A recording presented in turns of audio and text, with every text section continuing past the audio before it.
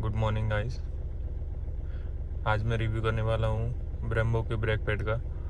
ये बिल्कुल point two point review रहेगा। पहले 5 पॉइंट जो आप लोगों के डाउट्स रहते हैं उनको मैं आंसर करूँगा। मेरे भी डाउट्स थे वो ये ब्रेम्बो लेने से पहले। फिर उसके बाद जो 5 एडवांटेज जो मैंने फील किए हैं वो 5 एडवांटेज की बात करेंगे। बट पहले 5 डाउट्स ले लेते हैं जो मेरे थे और मुझे इनका कहीं भी इंटरनेट पर जवाब नहीं मिला था, तो मैंने सोचा एक बार वीडियो बना देता हूँ। कोई भी ब्रेक पैड हो, कोई भी किसी भी कंपनी का आप अपग्रेड कर रहे हैं, अगर अच्छी क्वालिटी का है तो वो कहीं ना कहीं एक ये 5 सवाल तो हर किसी के मन में रहते हैं। तो वीडियो स्टार्ट करते हैं।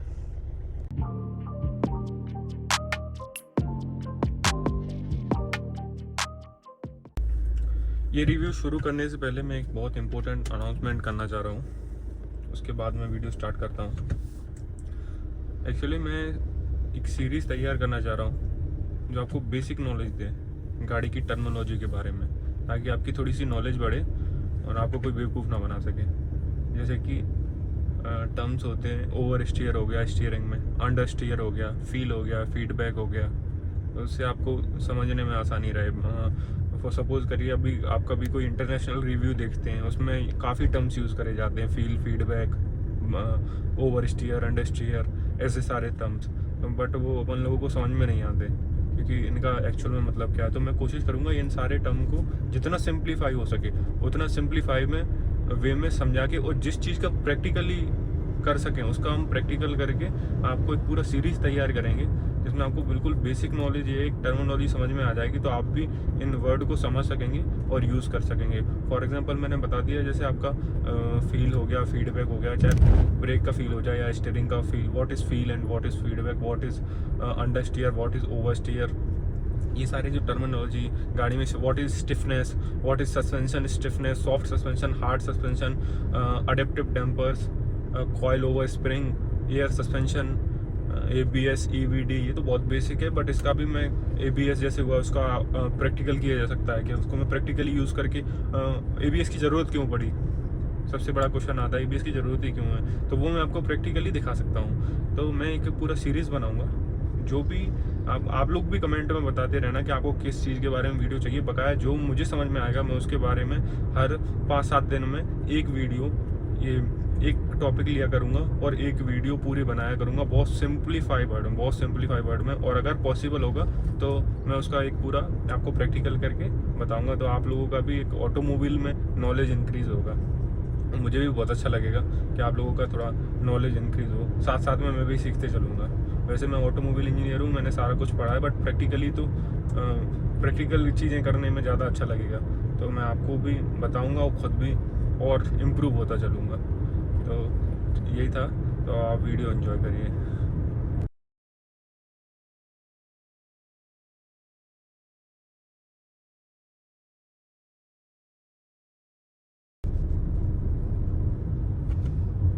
तो बात करते हैं 5 डाउट्स के बारे में। ये मैंने वीडियो को डिवाइड किया है 5 जो आपके क्वेश्चंस रहते हैं या डाउट्स रहते हैं, 5 पॉइंट्स जो मुझे इसका एडवांटेज लगे ओवर द OEM, या मेरा रिव्यू मान लीजिए मैंने 5 पॉइंट में डिवाइड किया है। तो सबसे पहले आपके 5 डाउट्स लेते हैं जो मेरे भी डाउट्स थे। तो सबसे पहला डाउट रहता है कि गाड़ी के ब्रेकिंग सिस्टम में कोई प्रॉब्लम तो नहीं आएगी। दूसरा डाउट है गारंटी में कोई दिक्कत तो नहीं आएगी, गाड़ी की वारंटी तो ख़राब नहीं होगी। तीसरा, ये डिस्क को ख़राब तो नहीं कर देंगे। चौथा पॉइंट, नॉइज़ का क्या लेवल रहेगा, ज़्यादा नॉइज़ तो नहीं करते।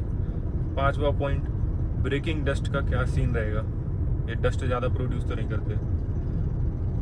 और छठवा एक एडिशनल पॉइंट जो मेन ही है, लेकिन वो मैं अपने रिव्यू वाले सेक्शन में बताऊंगा कि इनकी लाइफ क्या निकल के आती है ओवरऑल। तो पहले पॉइंट पर बात करते हैं कि ये गाड़ी में कुछ प्रॉब्लम तो नहीं आएगी। तो मैं ब्रेम्बो का बताना चाहूँगा। ब्रेम्बो एक इटली की ब्रांड है और ये मर्सिडीज़, BMW, लैम्बोर्गिनी सारी गाड़ियों के लिए ब्रेक पैड बनाते हैं। तो जब पहले तो मुझे भी बहुत डर था, बट जब मैंने देखा कि हाँ ये ब्रेम्बो के ब्रेक पैड मिल रहे हैं, ये मेरे ब्रेम्बो के सेरेमिक वाले हैं। अभी इनका बॉक्स नहीं मिल रहा था, वरना तो मैं आपको बॉक्स पर दिखा देता, लेकिन मेरे पास अगर पुराना फ़ोटो होंगे तो मैं फ़ोटो अटैच कर दूँगा, फ़ोटो वीडियो, तो उसमें आप देख सकते हैं इसका मॉडल नंबर वगैरह ये सब मैं मेंशन कर दूँगा। तो ये सेरेमिक वाले हैं। तो बात करें कि जब ब्रेम्बो जैसा ब्रांड का नाम आया तो फिर ये तो कोई डाउट था ही नहीं कि इसमें कुछ प्रॉब्लम आएगी गाड़ी में। दूसरा वारंटी जो ब्रेक पैड होते हैं वो वियर एंड टीयर में कवर होते हैं। तो वियर एंड टीयर में जो भी आइटम होता है, जैसे क्लच होती है, ब्रेक पैड हुए, जो भी वियर एंड टीयर आइटम होगा, बियरिंग हो गई, तो जितना भी वियर एंड टीयर आइटम है वो कभी वारंटी में कवर ही नहीं होता। तो इससे वारंटी से कोई लेना देना नहीं। अगर आपके ब्रेक पैड घिसे या ना घिसे, वो वारंटी में कवर ही नहीं होगा। आपका डिस्क कितना घिसेगा नहीं घिसेगा, और इसमें अगर क्रैक्स आ जाते हैं तो अलग चीज़ होती है, वरना वो वारंटी में कवर नहीं होता है। तो ये वियर एंड टीयर आइटम है तो वारंटी में नहीं होता कवर। ये तीसरा पॉइंट आ गया कि डिस्क की लाइफ। अब जब मैं चला रहा था तो मुझे नो डाउट ये तो पता था कि ब्रेम्बो है, कंपनी अच्छी है, सारी चीज़ें हैं, बट अपनी गाड़ी कंपेटेबल है हार्डवेयर के लिए कि नहीं, ये सबसे बड़ा डाउट था। जैसे डिस्क ब्रेक पैड तो बहुत अच्छा है, बट मेरे डिस्क इतनी क्वालिटी के हैं कि इनको सर्वाइव कर पाएंगे। क्योंकि मैंने कई सारे फॉर्म्स में पढ़ा था कि ब्रेक पैड चेंज कराने से डिस्क की लाइफ ख़त्म हो जाती है, डिस्क ज़्यादा घिसने लगता है। तो सबसे बड़ा डर यही था कि डिस्क की एक बार ब्रेक पैड की लाइफ कम आए उससे कोई दिक्कत नहीं, बट सबसे बड़ा डर ये रहता कि गाड़ी में कोई प्रॉब्लम नहीं आनी चाहिए। तो ये कहीं ना कहीं मेरा डाउट ये था कि डिस्क की लाइफ क्या आएगी, या डिस्क में कुछ डैमेज तो नहीं करेंगे। तो मैंने उसके ऊपर कई सारे फॉर्म्स पढ़े थे यूट्यूब पर। उस टाइम पर रिव्यू तो था नहीं, लेकिन बट मैंने उस टाइम पर कई सारे फॉर्म्स पढ़े थे, लोगों के रिव्यू पढ़े थे, कुछ टीम BHP पे रिव्यू डले थे, वो भी पढ़े थे। तो दो चीज़ मेरे लिए सबसे ज़्यादा इम्पोर्टेंट थी। एक तो ये था कि डिस्क ना ख़राब हो, दूसरा इनकी लाइफ निकल के क्या आएगी। क्योंकि कई जगह लोगों ने मेंशन किया था कि ब्रेम्बो के ब्रेक पैड की लाइफ 15,000 किलोमीटर आ रही है। कई लोग एक आध जगह लिख रहे थे कुछ ग्रुप्स में कि ये डिस्क ख़राब कर देते हैं। तो इनिशियली तो मैं थोड़ा डिले कर दिया था प्लान कि अपन चेंज करते ही नहीं है इनको, बट इसका जो OEM आता है इसका परफॉर्मेंस तो बहुत पुअर था। क्योंकि मैंने एक आपका ABS वाली जो वीडियो बनाई है उसमें मैंने बताया भी है कि इसका जो ब्रेक पैड है, वरना को जो ब्रेक पैड है वो एक ही ब्रेक पैड लगता है। तो इस गाड़ी के हिसाब से, उस गाड़ी के वेट के हिसाब से वो ब्रेक पैड बहुत अंडर पावर है, वो बहुत छोटा, साइज़ भी छोटा है और उसमें पावर भी नहीं है। तो फीडबैक तो बिल्कुल ही नहीं आता, और ब्रेकिंग डिस्टेंस भी पुअर है। तो मुझे अपग्रेड करना था। रीज़नेबल प्राइस में मिल गए मुझे। उस टाइम पे 2 साल पहले लगवाए थे तो 4,500 रुपये कॉस्ट करे थे सेरेमिक वाले, और वो एक सेरेमिक नाम जुड़ गया था। तो सेरेमिक तो सबसे अच्छी टेक्नोलॉजी है। एक तो उसमें आते हैं कार्बन वाले, एक आते हैं सेरेमिक वाले। तो जब सेरेमिक वाले मिले तो फिर मैंने जो डिस्ट्रीब्यूटर था उनसे भी बात करी, तो फिर मेरा थोड़ा सा कॉन्फिडेंस इंक्रीज़ हुआ उनसे बात करके। वो जैसे मैंने 50,000 किलोमीटर चला लिए हैं, तो अब मैं आपको बिल्कुल क्लियरली बता सकता हूँ कि डिस्क का कोई फॉल्ट तो नहीं आता इसमें, तो बिल्कुल नहीं आता। मैं ये कहूँगा 90,000 गाड़ी चल गई है, और डिस्क जो स्टार्टिंग के 50,000 में मेरे OEM पर घिसे थे, उतना ही वियर एंड टीयर है उसमें। ऐसा कुछ अनइवन वियर एंड टीयर नहीं है कि मुझे फील हो रहा हो कि यार ये ब्रेम्बो की वजह से मेरे ब्रेक पैड डिस्क ज़्यादा घिसे गए, ऐसा कुछ नहीं है। जो OEM जितना वियर एंड टीयर प्रोड्यूस करता है, इसका भी वियर एंड टीयर OEM के बराबर ही है। तो डिस्क में किसी तरह का क्रैक, अनइवन वियर लाइंस, ऐसा मुझे अभी तक कुछ भी देखने को नहीं मिला। जबकि 50,000 किलोमीटर चल चुकी, ओवरऑल गाड़ी तो 90,000 चलने को ही। तो वैसे ही 50,000 किलोमीटर पहले से ही वेयर आउट मिले थे। 40,000 किलोमीटर नए पे मैंने नहीं लगाए थे, 40,000 के बाद लगाए थे। तो उसके बाद भी अगर इतनी अच्छी परफॉर्मेंस आ रही है तो ये तो मैं कहूँगा बहुत अच्छी चीज़ है इसकी। तो सबसे बड़ा डाउट यही रहता है, सबसे बड़ा मेरा तो यही था कि डिस्क ना ख़राब हो जाए बस मेरे। जो भी होगा वो ठीक है, बट कार में कोई डैमेज नहीं आना चाहिए। हर किसी का यही डाउट रहता है, तो शायद ये सबसे बड़ा आंसर है कि इसका डिस्क में आपको कोई प्रॉब्लम नहीं आएगा। तो वारंटी कवर होगी, वारंटी में कोई प्रॉब्लम नहीं आएगा। ओवरऑल कार की ब्रेकिंग में कोई प्रॉब्लम नहीं आएगी, और डिस्क का वियर आउट नॉर्मल रहेगा। तो ये हो गए 3 डाउट। चौथा डाउट, नॉइज़ तो नहीं करते, क्योंकि OEM तो नहीं करते। तो ये मैंने कई फॉर्म्स में ये भी पढ़ा था कि ये नॉइज़ प्रोड्यूस कर रहे हैं। काफ़ी लोगों ने होंडा सिटी वगैरह में टीम BHP पे रिव्यू पढ़ा था मैं 2 साल 2.5 साल पहले की बात कर रहा हूँ। तो रिव्यू वगैरह इसके नहीं थे ऑनलाइन, अब तो शायद आ गए होंगे, बट उस टाइम पे नहीं थे ब्रेम्बो के। और कोई परफॉर्मेंस अपग्रेड लोग कम करते हैं, तो इतना कोई लिखा भी नहीं था कुछ उस पर। तो फिर जब मेरा भी एक ये भी नॉइज़ का इशू मैंने कई लोगों ने थोड़ा मेंशन किया था, तो नॉइज़ का भी था, बट मुझे नॉइज़ का इतना प्रॉब्लम नहीं था, मुझे तो अपना परफॉर्मेंस चाहिए था। बट सरप्राइजिंगली कोई नॉइज़ नहीं है, मैं आपको दिखाता हूँ। ये 70 मैंने हल्के से ब्रेक, कभी भी नॉइज़ आती है तो स्टार्टिंग में ही आ जाती है। आप 100% ब्रेक लगाते हैं, 70% लगाते हैं, तब नहीं आती। आप जब 10-20% ब्रेक लगाते हैं तब नॉइज़ क्रिएट करता है वो। तो मैं फिर दिखाता हूँ।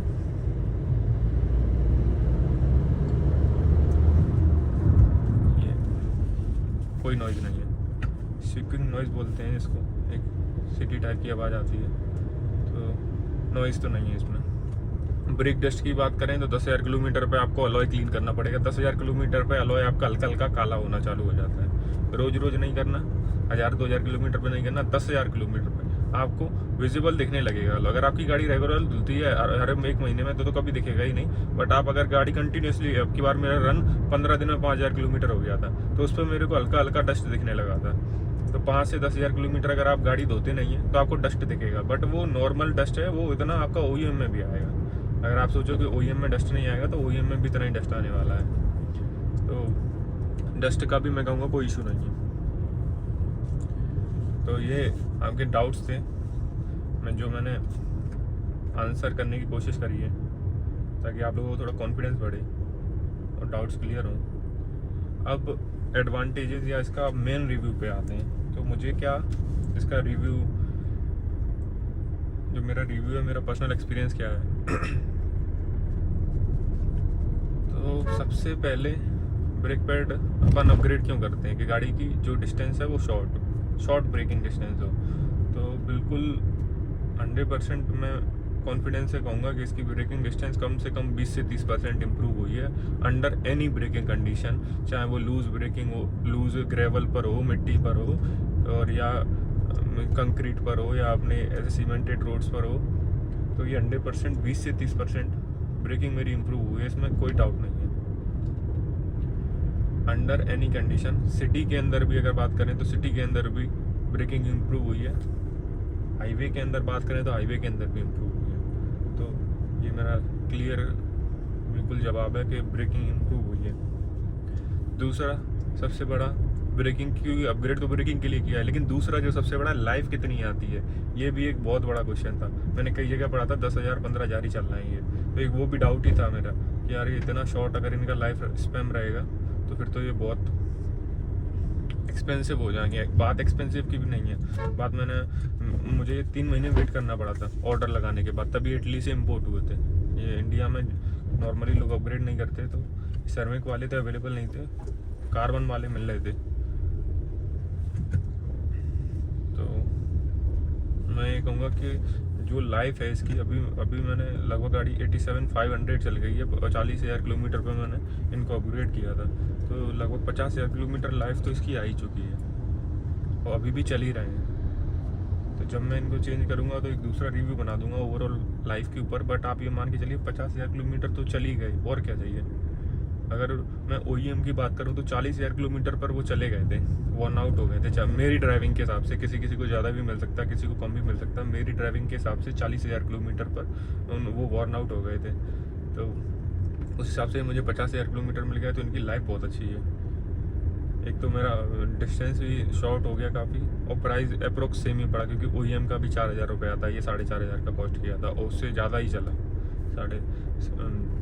50,000 किलोमीटर चले गए। तो ये तो 2 पॉइंट हो गए। तीसरा पॉइंट, मेरा कॉन्फिडेंस बहुत इंक्रीज़ हो गया, क्योंकि गाड़ी की ओवरऑल जो ब्रेकिंग डिस्टेंस है वो तो शॉर्ट हुई है, बट कॉन्फिडेंस जो आता है आपको गाड़ी चलाने में कि गाड़ी अब रुक जाएगी, उसका मैं रीज़न भी बताता हूँ। लेकिन मेरा ओवरऑल कॉन्फिडेंस, सिटी में अगर थोड़ी सी गाड़ी रेस चलानी है तो वो कॉन्फिडेंस इंक्रीज़ हुआ है। मैं थोड़ा सा फास्ट चला लेता हूँ सिटी में, क्योंकि मुझे पता है गाड़ी कंट्रोल में रुक जाएगी। गाड़ी में आप कितने भी % ब्रेक लगाइए, गाड़ी बिल्कुल सपोर्ट करती है उसको। हाईवे पे अब 120 में मुझे डर नहीं लगता कि सामने कोई आ जाएगा तो गाड़ी रुकेगी या नहीं रुकेगी, क्या बिहेव करेगी। तो वो मेरा इम्प्रूव हुआ है। तो अब आते हैं अगले पॉइंट की तरफ, चौथे पॉइंट की तरफ, जो इसका रीज़न भी है कॉन्फिडेंस इंक्रीज होने का, कि फील एंड फीडबैक। दोनों इम्प्रूव हुए हैं, फील और फीडबैक। फील में क्या रहता है कि आपका जब पेडल दबाते हैं तो गाड़ी कैसे रिएक्ट करती है, गाड़ी की ब्रेकिंग शार्प है या गाड़ी की स्मूथ है। तो जब ये OEM आई थी तो वो बहुत ज़्यादा सॉफ्ट थे, बहुत ज़्यादा सॉफ्ट, आप ब्रेक लगा देते पता ही नहीं चलता था। बट अब इसकी मैं कहूँगा मीडियम है, शार्प तो नहीं है। शार्प तो किया सेल्टोस की है, सेल्टोस जितनी इतनी शार्प नहीं हुई है, उसकी ब्रेकिंग बहुत अच्छी है सेल्टोस की, उसका हार्डवेयर बहुत अच्छा है सेल्टोस का, मतलब ओवरऑल हार्डवेयर की मैं बात करूँगा तो उतना शार्प तो मुझे फील नहीं हो रहा है। बट ये जो पहले एकदम सॉफ्ट रहता था, सॉफ्ट फील आता था, वो सॉफ्ट से मीडियम की तरफ गया है। तो कॉन्फिडेंस कहीं ना कहीं इंक्रीज उस वजह से हुआ है, क्योंकि पेडल पर जो फील है वो अब अच्छा आ गया है। फीडबैक की बात करें तो रोड का भी फीडबैक बहुत अच्छा। अब मैं कहूँगा सबसे बड़ा एडवांटेज अगर वैसे बात करें तो लाइफ बहुत अच्छी है और डिस्टेंस भी बहुत शॉर्ट है। बट जो मुझे पर्सनली जो सबसे रीज़न था इसका चेंज करने का, वो था कि पेडल पर फील और फीडबैक नहीं आता था रोड का। आपको पता ही नहीं चलता था कि गाड़ी कहाँ तक रुकेगी, कितनी रुकेगी, किसी भी तरह का। और एक ड्रम ब्रेक वाली फीलिंग आती थी, मैंने ABS वाली वीडियो में बताया भी है कि इसमें क्या क्या ब्रेकिंग में प्रॉब्लम थी। तो वो एक ड्रम ब्रेक वाली फीलिंग आती थी, बहुत गाड़ी का बहुत प्रेशर से ब्रेक लगानी पड़ती थी, बहुत आपको ताकत लगानी पड़ती थी, फिर भी ऐसा विजिबल नहीं होता था पैर पे एटलीस्ट कि ब्रेक लग रहे हैं या नहीं लग रहे हैं। आप एक बार वो ABS वाली वीडियो देखिए, उसमें आपको सारी प्रॉब्लम्स मैं बार बार रिपीट करूंगा तो वीडियो लंबी हो जाएगी। बट उसमें क्या था कि ड्रम ब्रेक वाली फीलिंग आती थी, जब भी मैं गाड़ी रोकता था तो गाड़ी बहुत ज़्यादा प्रेशर लगाना पड़ता था पैर पे, ऐसा एक डिस्क ब्रेक वाला फील नहीं आता था। तो वो बिल्कुल ख़त्म हो गया है, गाड़ी प्रॉपर एक डिस्क ब्रेक वाला फील आता है। जिस तरह डिस्क ब्रेक को एक बिहेव करना चाहिए, जैसे पैर पे आपकी उंगली पे फीडबैक आना चाहिए ब्रेकिंग का, वो प्रॉपर फीडबैक आ रहा है। जैसा फील आना चाहिए, रोड का फील आना चाहिए, गाड़ी कितने % ब्रेक ले रही है, अब आपको सब पेडल पर भी पता चल जाता है। पहले आपको पेडल पर कुछ भी पता नहीं चलता था, आप 70% ब्रेक लगाइए तो भी वैसा ही लग रहा है, आप 20% ब्रेक लगाइए तो भी वैसा ही लग रहा है। आपको ब्रेक मॉड्यूलेशन में बहुत दिक्कत आती थी। जैसे सपोज करिए मैंने 30% ब्रेक लगाया और मेरे को अब 70% ब्रेक लगाने हैं, तो अगर मैंने छोड़ के लगाया तो लग जाएंगे, लेकिन 30 से 70 जाना है तो मॉड्यूलेट करने में प्रॉब्लम आती थी। मॉड्यूलेट में बहुत ज़्यादा प्रेशर लगाना पड़ता था। अब वो मॉड्यूलेट में प्रॉब्लम नहीं है, 30 से 70% में एक बार में अप्लाई कर सकता हूँ, 30 से 40 कर सकता हूँ। मॉड्यूलेशन बहुत प्रिसाइज हो गया, अगर मुझे 30% ब्रेक लगाने तो 30 ही लगेंगे, 40 लगाने तो 40 लगेंगे, क्योंकि इसका जो फीडबैक है वो बहुत अच्छा हो गया है। तो ये और जो ओवरऑल जो फील है वो ग्रैब भी हो गया है, मतलब ब्रेक आपको एकदम ग्रैब कर लेते हैं गाड़ी को। मीडियम कहूँगा मैं, बहुत हार्ड नहीं कहूँगा जैसे सेल्टोस का है। सेल्टोस का तो बहुत शार्प फीडबैक है, जो XUV की 300 आती है उसका बहुत शार्प है ब्रेकिंग सिस्टम, क्योंकि चारों डिस्क हैं और वो बहुत शार्प है। बट इसका इतना शार्प नहीं है, मतलब पहले तो बहुत सॉफ्ट ही था, उससे तो फिर इम्प्रूव हुआ है, मीडियम कैटेगरी में आ गया है। बट फीडबैक बहुत अच्छा आ गया है, प्रॉपर डिस्क का एक फील आता है अब पेडल पर। और पेडल पर आपको सब पता चलता है कि गाड़ी के कितने ब्रेक लगाने, कहाँ तक रुकेगी, कितना और अप्लाई करना है। सबसे बड़ा कंसर्न, सबसे बड़ा रीज़न था अपग्रेड करने का, वो मेरी प्रॉब्लम 100% सॉल्व हो गई। मैं ये कहूँगा कि 100% सॉल्व हुई है वो वाली। तो ये हो गया चौथा पॉइंट, फील और फीडबैक। तो मैंने आपको बताया, पहला पॉइंट तो मैंने बता ही दिया आपको कि इसकी लाइफ बहुत अच्छी है, डिस्टेंस बहुत शॉर्ट है, कॉन्फिडेंस ओवरऑल हाईवे पर और सिटी पर दोनों पर इम्प्रूव हुआ है, तीसरा पॉइंट। चौथा पॉइंट फील एंड फीडबैक। अब आते हैं 5वें पॉइंट के ऊपर, जो चीज़ 90% लोग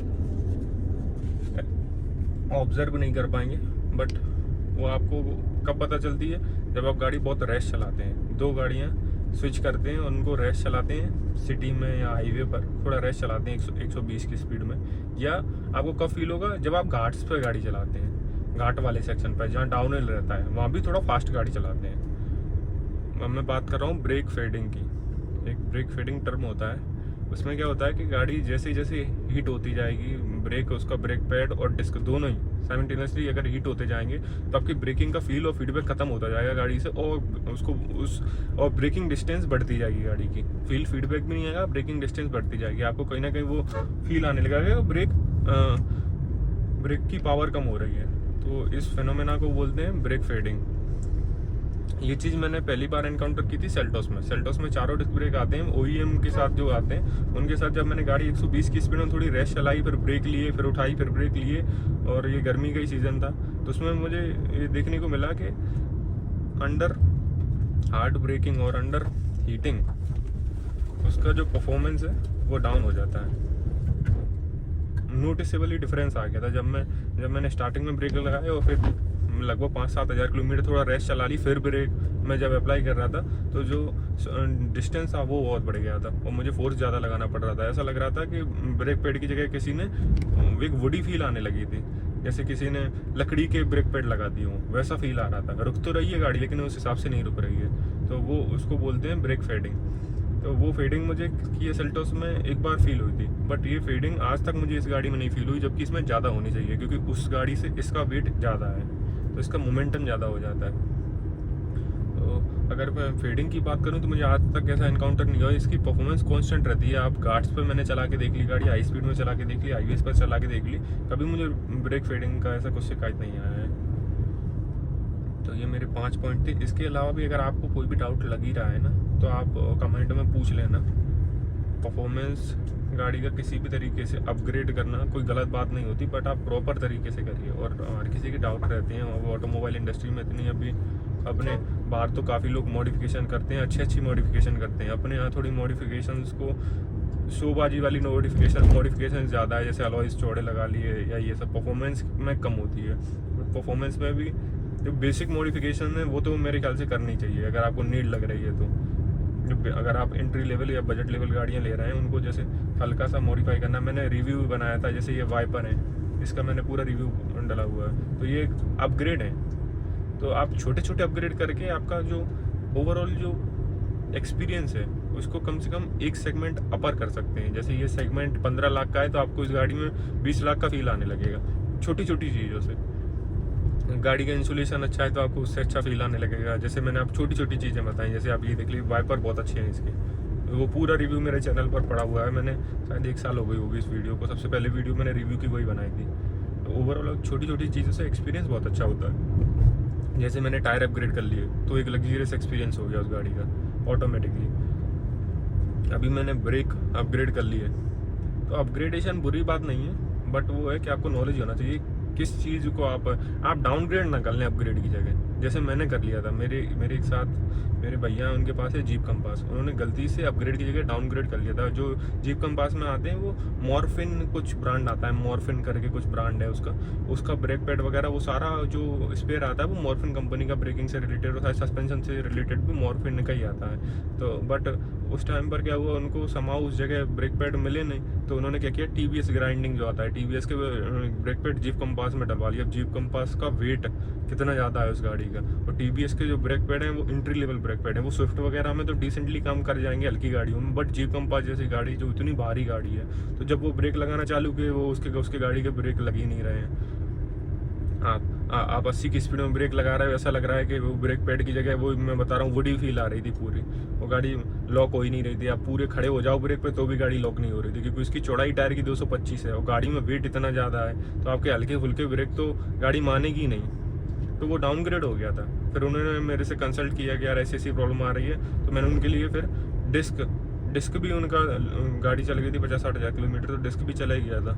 तो फिर मैंने उनका पूरा डिस्क और ब्रेक पैड ये दोनों चीज़ें मैंने अपग्रेड कराई। अच्छा, ये जितनी भी अमेरिकन कार्स हैं या बाहर की कंपनियां हैं उनके ब्रेम्बो के लिए ब्रेक पैड भी आराम से मिल जाते हैं, डिस्क उनका स्पेयर वाला सारा सामान मिल जाता है। जैसे जर्मन गाड़ियों का तो ईजिली मिल जाता है, मर्सिडीज BMW, बट जो एंट्री लेवल गाड़ियाँ हैं जैसे हुंडई की हैं, किया की हैं, इन गाड़ियों का थोड़ा कुछ मॉडल्स हैं जो ज़्यादा पॉपुलर हैं, जैसे वर्ना है इंटरनेशनली, तो वर्ना का आराम से मिल जाता है, बट ये क्रेटा वगैरह का इतना ईजिली नहीं मिलता है। अभी मैंने स्टॉक भी अभी रिसेंटली तो चेक नहीं किया है, बट मैं एक बार चेक करके और आपको बता सकता हूँ कि ये क्या अभी कॉस्टिंग इनकी चल रही है या मिल भी रहे हैं कि नहीं मिल रहे। सेरेमिक वाले तो मिल ही नहीं रहे हैं। तो थैंक यू, ये था मेरा रिव्यू ब्रेम्बो के ब्रेक पैड्स का। वीडियो में कितनी भी छोटी बनाऊँ बट फिर भी लंबी हो जाती है, मैं तो पूरे दिन ही बात कर सकता हूँ गाड़ियों के बारे में।